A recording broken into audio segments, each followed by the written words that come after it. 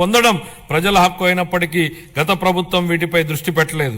స్థానిక సంస్థల నిధులను పక్కదారి పట్టించడం వల్ల మన రాష్ట్ర గ్రామీణ ఆర్థిక వ్యవస్థలపై ఇది ప్రభావం చూపి గ్రామ పంచాయతీల హోదాను దిగజార్చింది. గౌరవనీయ ఉప ముఖ్యమంత్రి శ్రీ పవన్ కళ్యాణ్ గారి మార్గదర్శకంలో ప్రజల జీవన ప్రమాణాలు మెరుగుపరచాలనే లక్ష్యంతో మా ప్రభుత్వం గ్రామీణాభివృద్ధిలో ముందడుగు వేస్తోంది.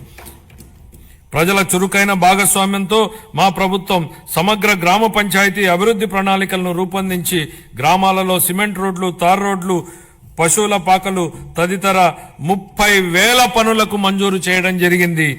4,300 కిలోమీటర్ల మేరకు మంజూరైన సీసీ రోడ్లలో ఇప్పటికే 3,000 కిలోమీటర్ల రోడ్లు పూర్తయ్యాయి. మరో 1,300 కిలోమీటర్ల మేర రోడ్లు తుది నిర్మాణ దశలో ఉన్నాయి.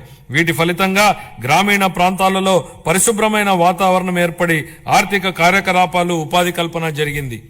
గత ప్రభుత్వం 5 ఏళ్లుగా స్మార్ట్ ఎల్ఈడి వీధి దీపాల పథకాన్ని పూర్తిగా నిర్లక్ష్యం చేసింది.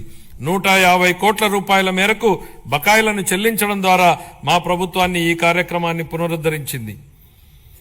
కేంద్ర ప్రభుత్వం జల్ జీవన్ మిషన్ ను ఆగస్టు 15, 2019లో ప్రారంభించినప్పటి నుండి 2024-25 వరకు 13,499 కోట్ల రూపాయలను కేంద్ర ప్రభుత్వం కేటాయించినప్పటికీ గత ప్రభుత్వం మన రాష్ట్రాన్ని సకాలంలో విడుదల చేయకపోవడం వలన కేవలం 2,255 కోట్ల రూపాయలను మాత్రమే వినియోగించుకోగలిగింది.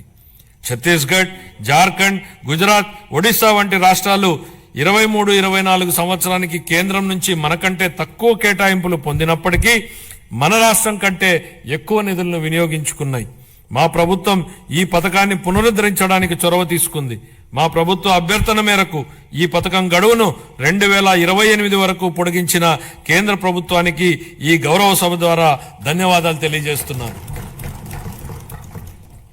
దీనిలో భాగంగా సుస్థిర ఉపరితల నీటి రిజర్వాయర్ల నుండి 95.44 లక్షల గ్రామీణ గృహాలకు నీరందించాలని మా ప్రభుత్వం లక్ష్యంగా పెట్టుకుంది.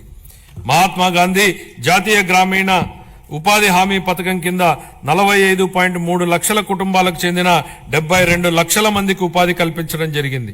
మా ప్రభుత్వం రైతులకు మేలు చేకూరేలా పొలాలకు అనుసంధాన రహదారులు వేస్తోంది. అన్ని గ్రామాలలో స్వచ్ఛ భారత్ మిషన్ కింద ఘన మరియు ద్రవ వ్యర్థాల నిర్వహణ కార్యకలాపాలను చేపట్టడం వలన అవి పరిశుభ్రమైన మరియు ఆదర్శ గ్రామాలుగా మార్పు చెందనున్నాయి. గ్రామీణ ప్రాంతాల్లో మౌలిక వసతులు, రోడ్ల నిర్మాణం విషయంలో గత ప్రభుత్వాల నిర్లక్ష్యాల వలన భయంకరమైన భరింపశక్యం గాని వారసత్వం మా ప్రభుత్వానికి వచ్చింది. అధ్యక్ష, పల్లెల్లో ఎక్కడ చూసినా గుంతలమైన రోడ్లే కనిపించాయి.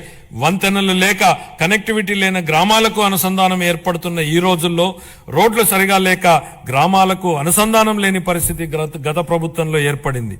ప్రధానమంత్రి గ్రామీణ సడక్ యోజన, ఆంధ్రప్రదేశ్ గ్రామీణ రహదారుల అనుసంధాన మరియు ప్రాజెక్టు మరియు జాతీయ వ్యవసాయ మరియు గ్రామీణాభివృద్ధి బ్యాంకు నిధుల కింద ఈ రోడ్లను అభివృద్ధి చేసే ప్రయత్నాలను ప్రారంభించాం.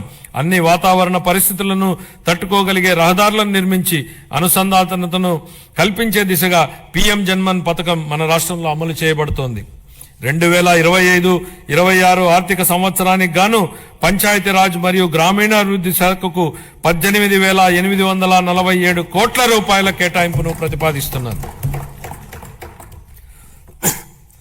పట్టణాభివృద్ధి వేగంగా పెరుగుతున్న జనాభా దృష్ట్యా సమర్థవంతమైన పట్టణ ప్రణాళికను రూపొందించడం చాలా ముఖ్యం.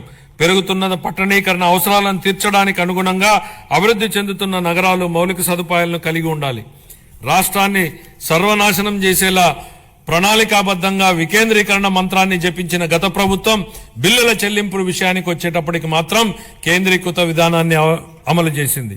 ఉదాహరణకు మున్సిపాలిటీలలో చేసే చెల్లింపులను గత ప్రభుత్వం కేంద్రీకృతం చేసింది. అధ్యక్ష, దీని ద్వారా స్థానిక స్వపరిపాలన స్ఫూర్తికి గత ప్రభుత్వం పాతరేసింది. మారుమూల మున్సిపాలిటీలో ఓ చిన్న మురుగునీటి కాలువ నిర్మాణానికి సంబంధించిన బిల్లులు సైతం రాష్ట్ర సచివాలయంలోని ఆర్థిక శాఖ కార్యదర్శి చెల్లింపులు జరిపే విధానాన్ని అమలు చేసింది. కేంద్రీకృత చెల్లింపుల విధానం నుంచి మున్సిపాలిటీలకు ఆర్థిక స్వేచ్ఛను కల్పించాలన్న గౌరవ ముఖ్యమంత్రి గారి ఆలోచనలకు అనుగుణంగా ఏప్రిల్ 1, 2025 నుండి మున్సిపాలిటీల బిల్లుల చెల్లింపును కేంద్రీకృత విధానం నుంచి వేరు చేసి బిల్లులు చెల్లించే అధికారాన్ని మున్సిపాలిటీలకే ఇస్తున్నాం. స్థానిక సంస్థలకు ఆర్థిక స్వేచ్ఛను కల్పించ